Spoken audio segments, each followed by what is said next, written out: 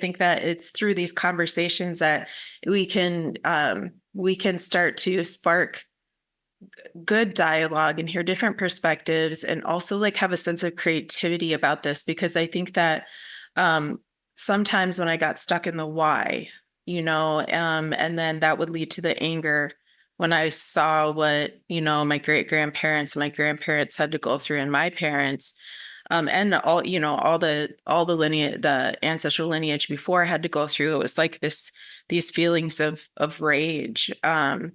And I think in some ways that rage taught me a lot, because there were times that my parents and grandparents and so on and so forth could not feel the rage because they were stuck in survival mode to not die. And we're doing everything to be in that state, right? So that they could survive and get through. And so once I realized that, being in this state of rage and pain and crying and whatever I had to through the years to work through that, I had to allow it to go through me. I had to decolonize my mind, which is only something that I think we as Indigenous people can do. Is it's within us, because it's by design that things are the way they are for our people today. That's what I tell people. There's concepts of internalized oppression where, we took on the views of the oppressor, and they no longer would even have to do anything because it's so ingrained through colonization within our whole being.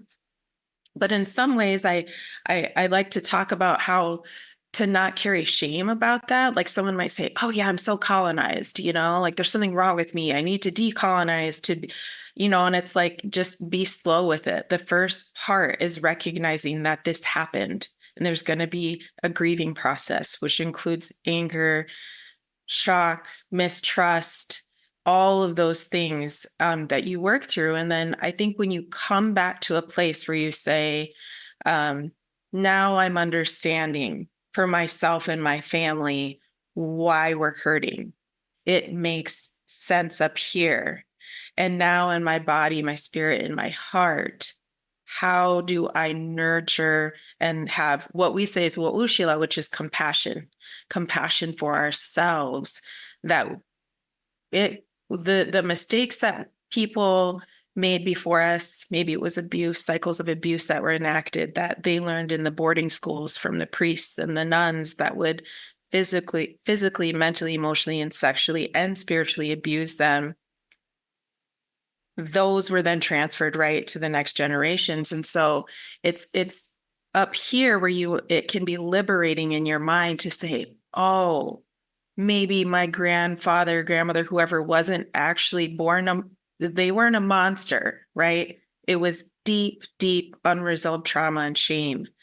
And so now how do I heal that here and in my spirit? And so that's where ceremony, healthy community, and all those things can really come along to help heal our spirits, which for us and our belief systems, we truly know and believe that it has to start with our spirit.